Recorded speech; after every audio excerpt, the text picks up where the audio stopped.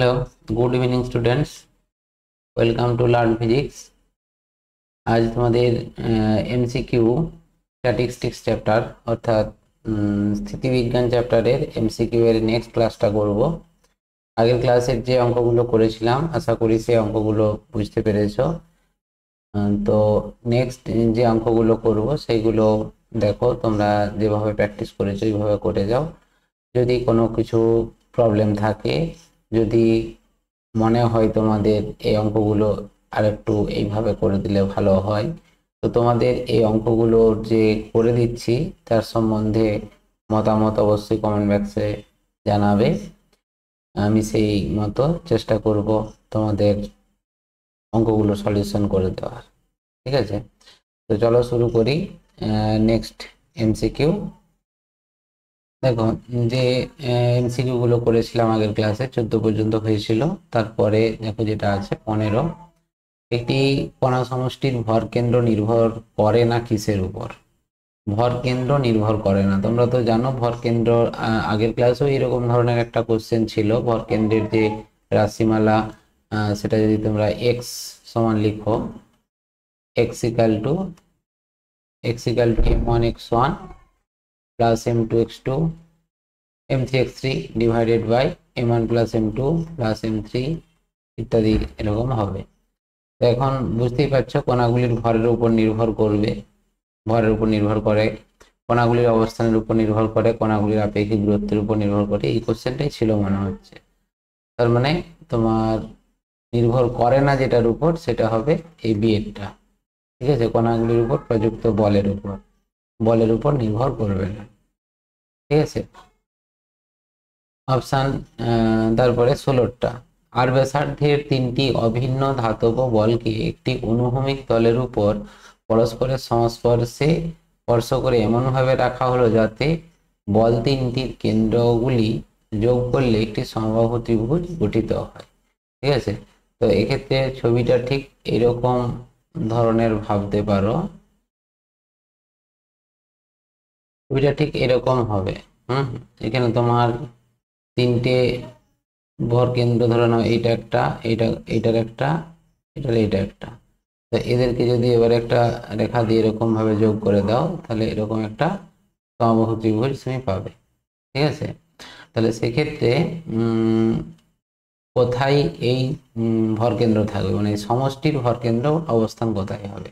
তাহলে বুঝতেই পারছো, মানে এইগুলোর বাহুর দূরত্ব যেহেতু সমান, মানে আমি বলতে চাইছি যে গোলকগুলোর যেহেতু ব্যাসার্ধ সমান, তার মানে বুঝতেই পারছো এখানে যদি ধরো এ, এটা বি, এটা যদি সি হয়, এ বি সি ত্রিভুজ একটা সমবাহু ত্রিভুজ হবে। তো সমবাহু ত্রিভুজের ভরকেন্দ্র যেটা হয় মধ্যমাগুলির ছেদ বিন্দুতে, অর্থাৎ এই জায়গাটাই হবে মধ্যমাগুলির ছেদ বিন্দু। তো সেই হিসাবে এখানে অনুভূমিক তলে এটা হবে না, একটি বলের কেন্দ্রে তাও হবে না, যে কোনো দুটি বলের সংযোগ সরলরেখার উপর না তাও নয়, মধ্যমাগুলির ছেদবিন্দু। তার মানে অপশান ডি এরটা হবে। ঠিক আছে, আচ্ছা তারপরে বলেছে অনেকগুলি কণার ভর কেন্দ্রের অবস্থান নির্ভর করে। ভর কেন্দ্রের অবস্থান অনেকগুলো কণা, মানে কণা সমষ্টির ভর কেন্দ্র নির্ভর করে শুধুমাত্র প্রত্যেকটি কণার ভরের উপর, শুধুমাত্র তার উপর নির্ভর করে না। কারণ তোমরা আগের কোশ্চেনটা যেটা করেছো সেটা, মানে আগের বলতে 15 কোশ্চেনটা, সেটা থেকেও বলতে পারবে শুধুমাত্র প্রত্যেকটি কণার অবস্থান ভেক্টর নিশ্চয়ই না, তার উপর নির্ভর করছে না, প্রতিটি কণার ভর এবং অবস্থান ভেক্টর উপর। হুম তাহলে অপশান সেটটাই হবে, মানে m1 x1, মানে যে ফর্মুলাটা আমরা লিখছিলাম যেইটা, এই ফর্মুলাটার উপর থেকে তুমি বলতে পারবে প্রত্যেকটা কণার ভরের উপর নির্ভর করছে, অবস্থানের উপরও নির্ভর করছে। ঠিক আছে, তো সেই হিসাবে 17 সি এটা হচ্ছে। আচ্ছা 18 যেটা দিয়েছে যে দুটি সমান ভরের অবস্থান ভেক্টর যথাক্রমে আর এবং ক্যাপিটাল আর এদের ভরকেন্দ্রের স্থানাঙ্ক। তাহলে এখানে ভরকেন্দ্রের যে স্থানাঙ্ক তার যে ফর্মুলা, সেটাকে তুমি যদি আর ডট লিখো, এটা ভেক্টর ফর্মে যেটা লেখা হয় m1 r1, মানে আর ছোট হাতের আর, m1 ছোট হাতের আর প্লাস m2 বড় হাতের আর divided by m1 plus m2। এইটি তো, এবার যেহেতু এখানে m1 ইকুয়াল টু m2, তাহলে এটা হয়ে যাবে দেখো r plus capital R divided by 2 আসবে। ঠিক আছে, তার মানে অপশান ডি এরটা হচ্ছে। ঠিক আছে। আচ্ছা, এন সংখ্যক কণার সমষ্টির ভরকেন্দ্রের স্থানাঙ্ক, এটা এন সংখ্যক বস্তুগুলোর ফর্মুলাগুলো জাস্ট বলেছে আর কি, মানে পরপর তুমি যদি যোগ করো m1x1 plus m2x2 plus m3x3 plus m4x4 divided by m1 plus m2 plus m3, তার মানে কি সামেশন এখানে তোমার এম আই আর আই, তার I equal to 1 to infinity, মানে এন সংখ্যক যেহেতু বলেছে N, divided by summation over M I, এটা I equal to 1 to N. ঠিক আছে, তার মানে অপশান সেটটা। ঠিক আছে, তারপরে নেক্সট যেটা দেখছো, এন সংখ্যক কণার সমষ্টির উপর কোনো বাহ্যিক বল প্রয়োগ না করলে ওই সমষ্টির ভরকেন্দ্রের ত্বরণ যেহেতু বাইরে থেকে কোনো বল প্রযুক্ত হচ্ছে না, তাহলে এই ক্ষেত্রে ত্বরণ কিন্তু থাকবে না, তাহলে ত্বরণ শূন্য হবে। দেখো এরপরে 21 যেটা দিয়েছে, একটি রাইফেল থেকে একটি গুলি ছোড়া হলো, তো গুলি ছোড়ার পর এই বস্তু সমষ্টির ভরকেন্দ্র, দেখো এটা তোমার ভরবেগের সংরক্ষণ সূত্র অ্যাপ্লাই হচ্ছে, মানে এখানে তোমার বন্দুক আর এটা যদি গুলি হয়, তোমরা তো এটা ভরবেগের সংরক্ষণ সূত্র থেকেই জেনে এসেছো। বন্দুক গুলি যদি সামনের দিকে গতিশীল হয় ছোট ভি বেগে, এ ক্যাপিটাল ভি বেগে পিছনের দিকে পিছিয়ে আসবে, তার মানে কি টোটাল সিস্টেমটার ভরকেন্দ্র কিন্তু একই জায়গায় থাকবে। এটা এই চ্যাপ্টারতেও মানে ফার্স্ট যে ক্লাসটা করেছিলাম সেখানেও দেখবে এই কনসেপ্টের উপর এমসিকিউ ছিল। বাইরে থেকে কোনো রকম বল প্রযুক্ত না হলে ভরকেন্দ্র কিন্তু একই জায়গায় থাকবে।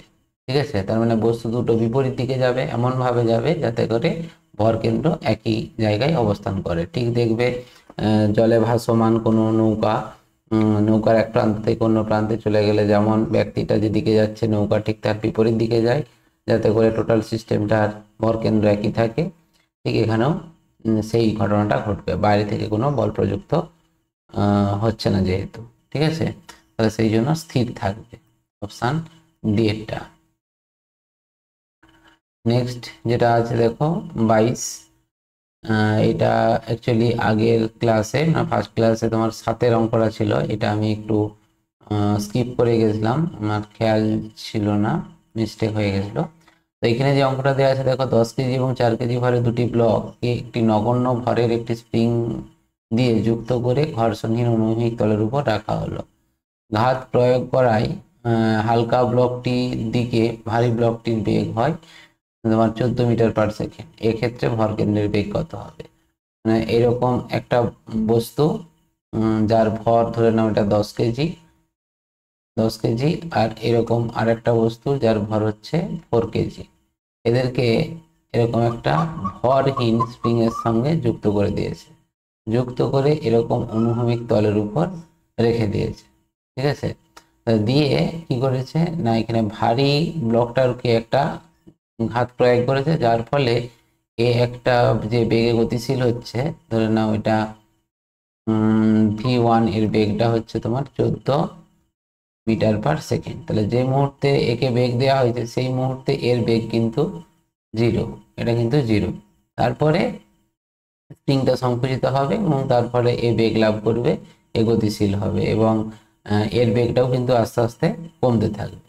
তো যাই হোক, সেই মুহূর্তে মানে যখনই ধাক্কা খাওয়া হয়েছে সেই মুহূর্তে তার ভরকেন্দ্রের বেগ কত হবে, তাহলে ভরকেন্দ্রের বেগের ফর্মুলা যেটা ভি সেন্টার অফ মাস, এটা equal to m1 v1 plus m2 v2 divided by m1 plus m2।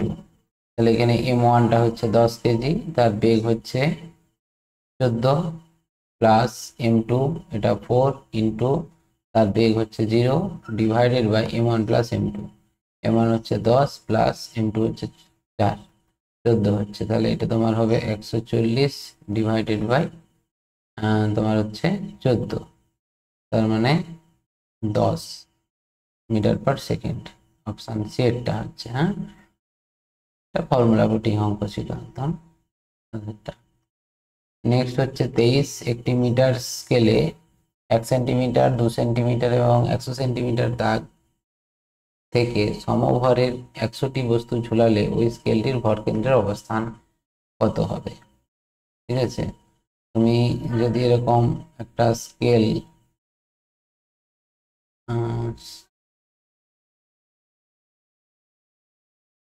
এরকম একটা স্কেল আছে ধরে নাও, স্কেলের যে দাগটা দেখতেই পাচ্ছ, মানে আমি যদি এদিক থেকে শুরু করি শূন্য দাগ, এইখানটা থেকে, এখান থেকে শূন্য দাগ আমি শুরু করছি, তাহলে এই জায়গায় একটা বস্তু ঝুলানো হয়েছে, এখানে একটা ঝুলানো হয়েছে, এই রকম মানে 1 সেন্টিমিটার অন্তর অন্তর ঝুলানো হয়েছে আর কি। আমরা এখানে স্কেলের দাগটা কেটে দিচ্ছি, দিয়ে এখানে তোমার বস্তুগুলোকে ঝুলানো হচ্ছে, এখান থেকে একটা বস্তুকে ঝুলানো হবে এই জায়গায়, এখানে একটা, এটা 0 দাগ, এর 1 সেন্টিমিটারে একটা, এইখানে 2 সেন্টিমিটার, এখানে 3 সেন্টিমিটার, এখানে 4 সেন্টিমিটার, এরকম করে পরপর 100 পর্যন্ত, এই জায়গায় 100, এখানে পর্যন্ত ঝুলানো হয়েছে, ঠিক আছে।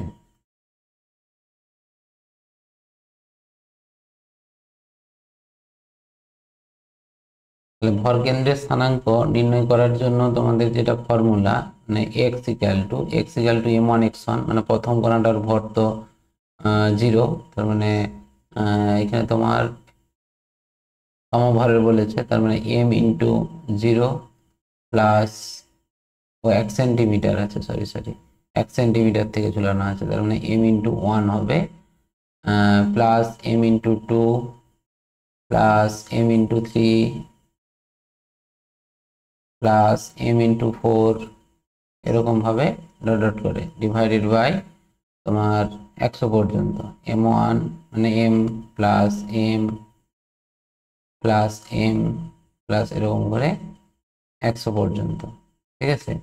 তাহলে এক্ষেত্রে m কমন নিলে 1 plus 2 plus 3 plus 4 plus dot dot করে 100 পর্যন্ত ডিভাইডেড বাই, এখানেও তোমার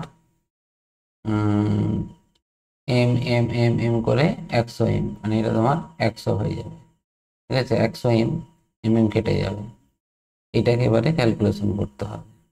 এটার ক্ষেত্রে এবারে তোমরা প্রগতির, এটা সমান্তরাল প্রগতিতে আছে, তো তার প্রগতির ফর্মুলাটা ইউজ করবে, সমান্তরাল প্রগতি।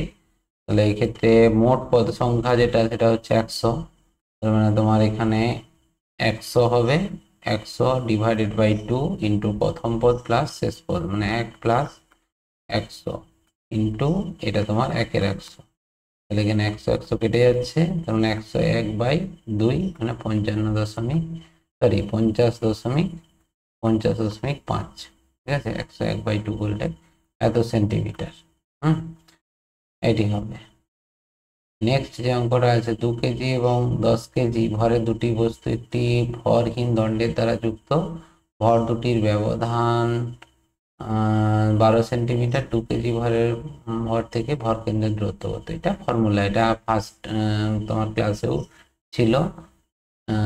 এইখানে 2 কেজি আর এটা হচ্ছে 10 কেজি, এটা একটা দণ্ডের সাহায্যে যুক্ত, ভরহীন দণ্ড বলে দিয়েছে, দণ্ডটা 12 সেন্টিমিটার। তো এখান থেকে তার দূরত্বটা বলেছে, এখান থেকে, তার মানে x=, তোমরা প্রথম তার দূরত্ব 0 ধরে নেবে, 2 × 0 প্লাস 12 × 10 ডিভাইডেড বাই তোমার 2 কেজি আর 10 কেজি ডিভাইড বাই 12, তখন 10 সেন্টিমিটার হচ্ছে, 10 সেন্টিমিটার, অপশন ডি এরটা, ঠিক আছে। 25-এরটাও না সেই সেম অঙ্ক, একই অঙ্ক, মানে 23-এর মতো, এটা তোমরা করবে, 1 সেন্টিমিটার, 2 সেন্টিমিটার, 3 সেন্টিমিটার, 100 সেন্টিমিটার দাগ আছে। এখানে 1 গ্রাম, 2 গ্রাম, 100 গ্রাম ভর ঝুলানো আছে। আচ্ছা, এখানে তোমার ভরটা, সেখানে যেমন ভরটা আলাদা ছিল, এখানে ভরটা আলাদা আছে, এখানে ভরটা কি ছিল, এখানে ভরটা আলাদা আছে, ঠিক আছে। দুটোই ওই একই রকম ভাবে প্রগতি করে নিবে, নিচেরটার ভরটার প্রগতি করে নিবে, 1 + 2 + 3 করে 100, উপরটাও তোমার প্রগতিতে থাকবে, মানে এটা এরকম হবে, x=m1 x1, মানে কত, 1 × 1 প্লাস m2 x2, m2 হচ্ছে 2 আর এটা দূরত্বটাও 2, প্লাস m3 x3, মানে 3 × 3 প্লাস 4 × 4, এরকম ভাবে dot dot dot divided by 1 + 2 + 3 + 4 + 80 হবে, বুঝতে পারলে। তাহলে এইগুলো তোমার স্কোয়ার গুণোত্তর প্রগতি আছে, আর এটা সমান্তর প্রগতি আছে, ফর্মুলা বসিয়ে দিলে তাহলে এটা হয়। ঠিক আছে, তাহলে আজকে এই ক্লাসটা পর্যন্ত, মানে এই অঙ্কগুলো পর্যন্তই থাক। নেক্সট ক্লাসে বাকি অঙ্কগুলো করব। ঠিক আছে, আজকে যে অঙ্কগুলো করলাম এগুলো সহজই লাগবে আশা করি, একই ফর্মুলা দিয়েই হয়েছে। প্র্যাকটিস করে নাও কয়েকবার, তাহলে হবে। Thank you, good night.